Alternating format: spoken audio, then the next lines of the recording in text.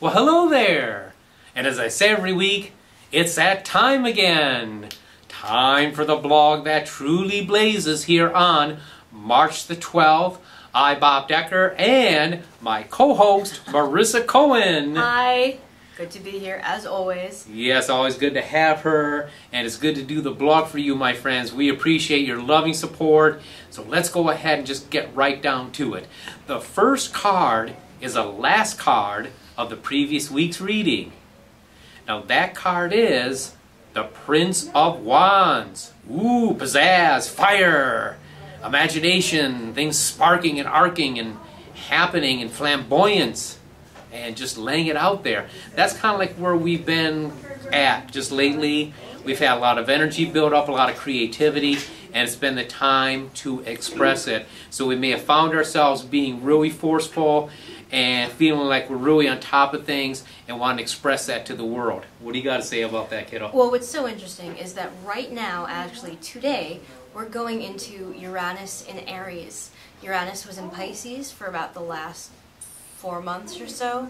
The last time Uranus was in Aries was last summer, so we're looking at issues that came up last summer that are going to start to come back now. And Uranus in Aries means that we're looking at unexpected Uranus change in a very, very Aries, confident, self-promoting, creative way that is going to start to come up starting today and actually going forward 8 years into the future from today, from this point. So it's a very, very big arc.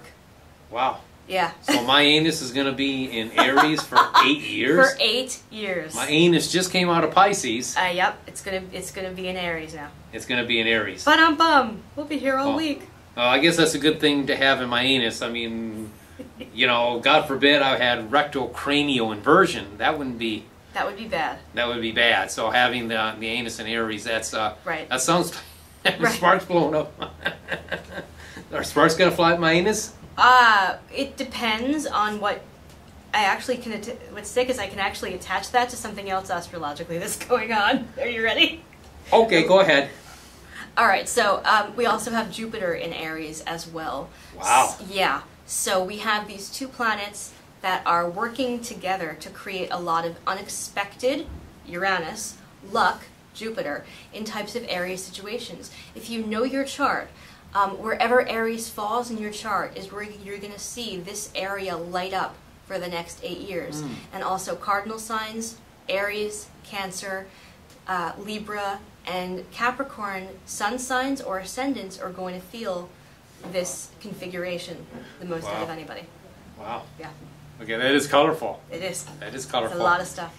And what's interesting now, our next card was the center card of last week's reading. It's falling in the same position. It's trying to tell us something.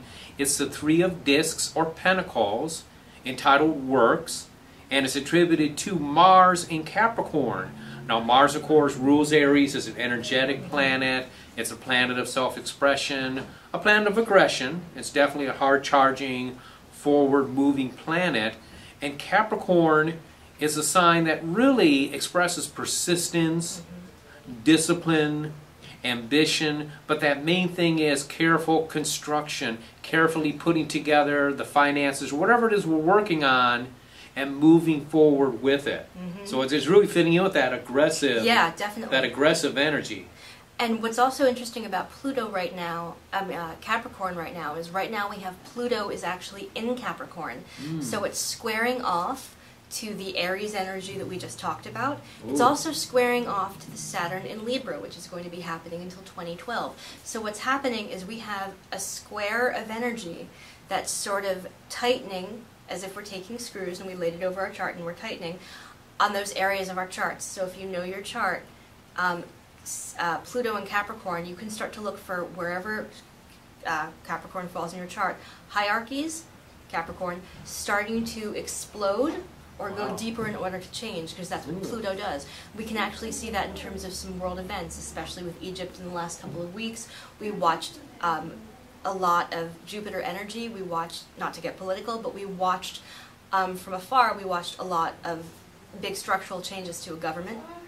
And that's very actually in keeping with what's happening now. That's interesting. Yeah. That is interesting. And you mentioned about, you said Saturn in Libra?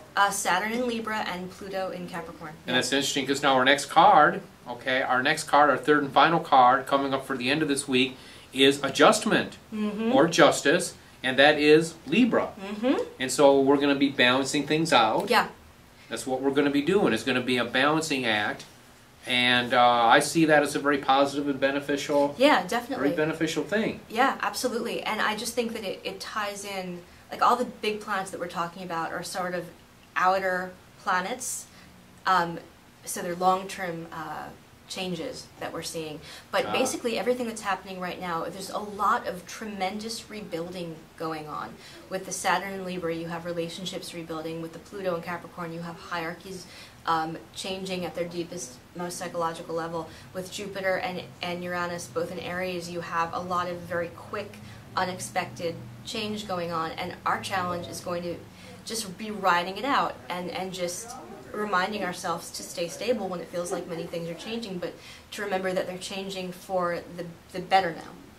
Good. That the final change That's the main thing. is going to be great. It's just we're in a big the whole zodiac is in a big intense rebuilding period right now, and we actually have a little bit more energy than when we did last summer, which is when a lot of these issues came up. So last summer around July, issues that came up, we can look to see some of similar issues arising now, but with a lot more positive influence and a lot more of a sense of ease around getting those things accomplished. Outstanding. I like that. Cool. Outstanding. Excellent. Excellent. And speaking of things that are excellent, how do they get a reading from take advantage of your editing services?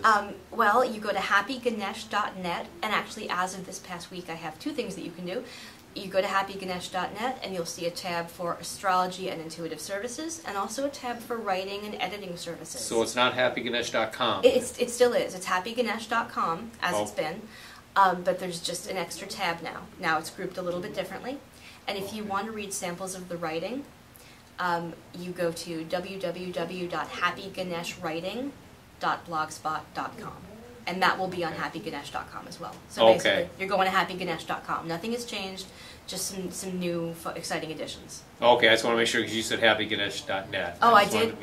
No, it's so we went on misdirected. It'll be in the titles anyway, so just follow my titles. My titles are always correct. I make sure of that. Yeah. And my website, you'll find it. It's at the very end of this video. I always have my animated thingy going, spinning around, and showing my website. You know, I'm a Leo and Aquarius, so of course I got to explode technologically and get really, out there. But that's what I like. That's what I like to do. Me and my tie dye.